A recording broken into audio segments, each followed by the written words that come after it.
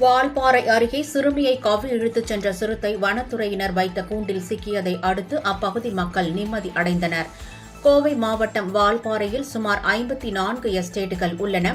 தேயிலை தோட்டங்கள் நிறைந்த இப்பகுதியில் தமிழ்நாடு, கேரளா, பீகார், ஜார்க்கண்ட் உள்ளிட்ட மாநிலங்களைச் சேர்ந்த 35,000த்திற்கும் மேற்பட்ட தொழிலாளர்கள் பணியாற்றி வருகின்றனர்.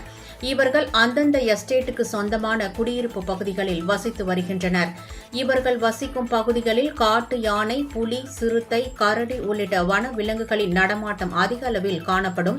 இந்நிலையில் பச்சைமலை எஸ்டேட்டில் கடந்த 20ஆம் தேதி மாலை சிறுத்தை ஒன்று வடமாநில பெண் தொழிலாளி ஒருவரின் 6 வயது மகளை கவ்வி இழுத்துச் சென்றது. தகவல் அறிந்ததும் விரைந்து வந்த வனத்துறையினர் மோப்பநாய் உதவியுடன் சிறுமியின் சடலத்தை மீட்டனர். இந்நிலையில் பச்சைமலை எஸ்டேட் பகுதியில் பதுங்கியிருந்த சிறுத்தையை பிடிக்க இறைச்சிகள் வைக்கப்பட்ட கூண்டுகளை 2 இடங்களில் வைத்து வனத்துறையினர் சுழற்சி முறையில் கண்காணிப்பு பணியில் ஈடுபட்டு வந்தனர். இந்நிலையில் நேற்று முன்தினம் இரவு வனத்தை விட்டு வெளியே வந்த சிறுத்தை வனத்துறையினர் வைத்த கூண்டில் சிக்கியது. இதை அடுத்து சிறுத்தையை வனத்துறையினர் அடர்ந்த வனப்பகுதிக்கு கொண்டு போய் விடுவித்தனர். இதனால் அப்பகுதி மக்கள் அச்சம் நீங்கி நிம்மதி அடைந்தனர்.